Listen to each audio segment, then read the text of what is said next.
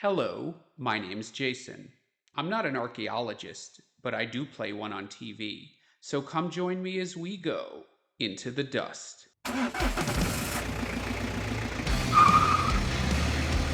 Welcome to the special bonus edition of Into the Dust, where we're celebrating this year's leap year. Now, if you're anything like me, you probably woke up last week on Thursday from your drunken stupor.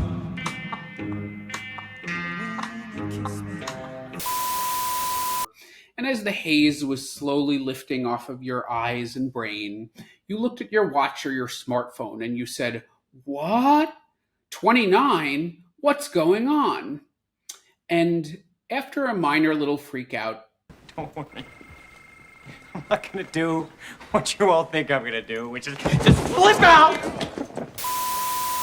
it slowly dawned on you that you were living through one of those very special magical experiences that happens every 4 years, where you get an extra day to do whatever you want.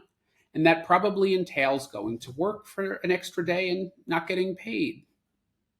However, not everyone has it so bad. I mean, if you think about those people who are born on the leap year day, February 29th, on the one hand, they miss out on presents and birthday parties because they only have a birthday every 4 years. On the other, they age at a quarter the rate the rest of us, right? That's how it works, doesn't it? Right? That is without a doubt the dumbest thing I've ever heard. Anyway, if you knew your archaeology, you would not have been surprised, because it turns out our ancient ancestors actually knew about this calendric oddity a long time ago. So the way it works is, because the actual year, the time it takes the Earth to rotate the sun, is actually 365 and a quarter days, every 4 years we make the year 366 days instead of 365. And the first documented instance of this practice, well, it didn't actually come from what you might be thinking, which is the Antikythera mechanism. Nope, it's even older than that. It actually originates in Ptolemaic Egypt. Now, Ptolemy was a general of Alexander the Great, who we talked about in the last episode. After Alexander died, his empire shattered, and different generals and leaders who were installed in different places carved out their own little kingdoms. And that happened in Egypt with the general Ptolemy, not the philosopher, the general Ptolemy. So he named himself pharaoh, he passed the throne off to his offspring, and that was the start of a long dynasty, the last one in Egyptian history.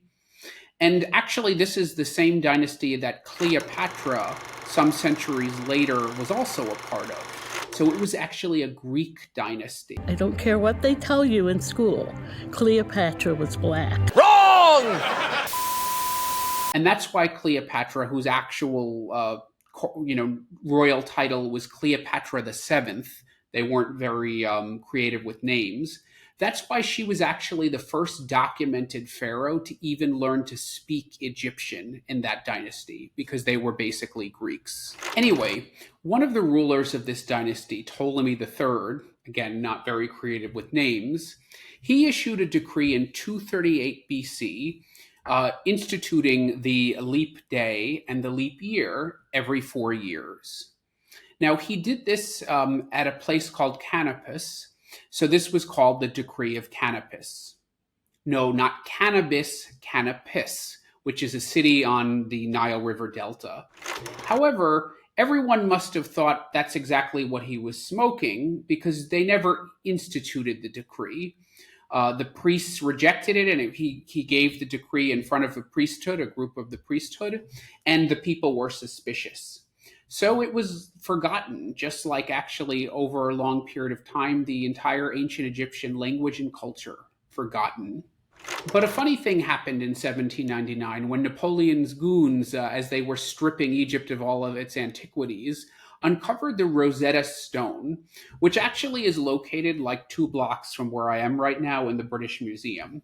Well, very soon after that, the British stole it from the French, once Napoleon sort of tired of his adventures in Egypt. I have 40,000 men, and the sights are wondrous, and the weather stifling hot.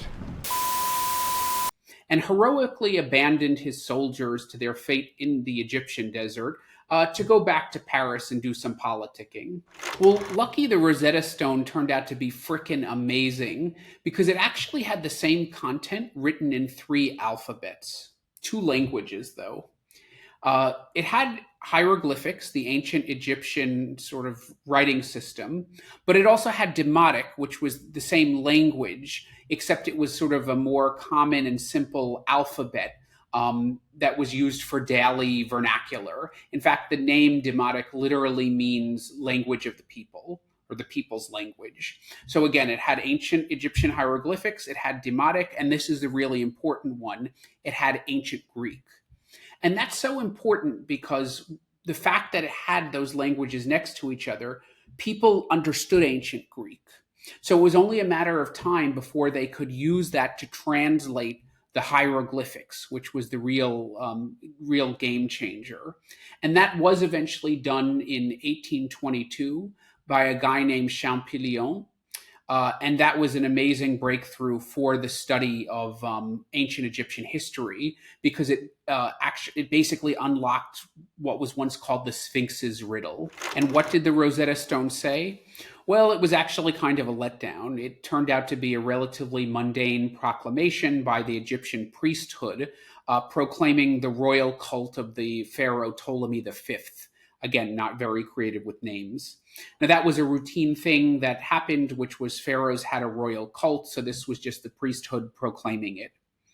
Now, they actually started sort of rediscovering a lot of these things because that was the Egyptian custom to proclaim their laws and write them down on these stelae. And if you saw the last episode about Axum, you'll know what a stela is. Basically a stone pillar. And the Egyptians would put the laws on that so people would be aware of them in the public. Now, a lot of these things had been forgotten because the language had been forgotten. So they were really just sort of used as building material and paving stones. And that's actually what the Rosetta Stone was when it was found. It was incorporated into the wall of a fort. Now that these stela tablets could actually be deciphered, people were on the lookout for them. So more were being found and recognized.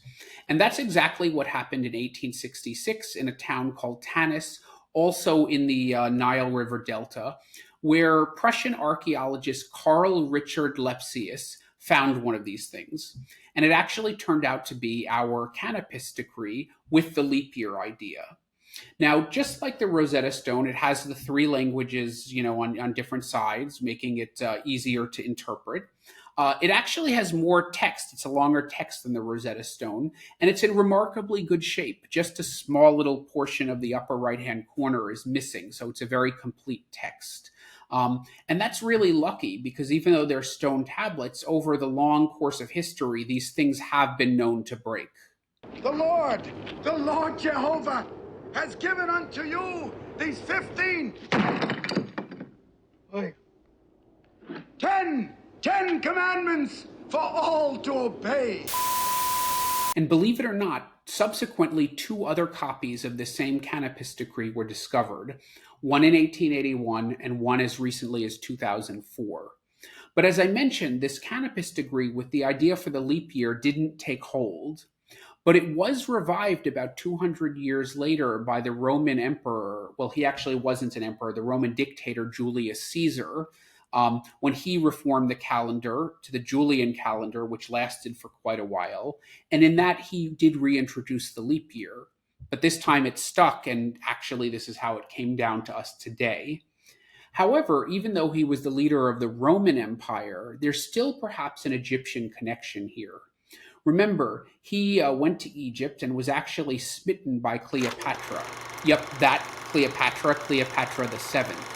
Well, smitten enough anyway to have had a kid with her, so he became her baby daddy, and he adopted the leap year.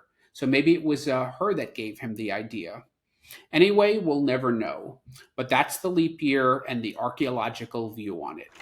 Hey, if you like what you heard, give me that thumbs up below, hit that bell to subscribe, or if you want to support more independent archaeology content, consider contributing to my Patreon, where you can enjoy some exclusive members-only benefits and other goodies. Until the next dig.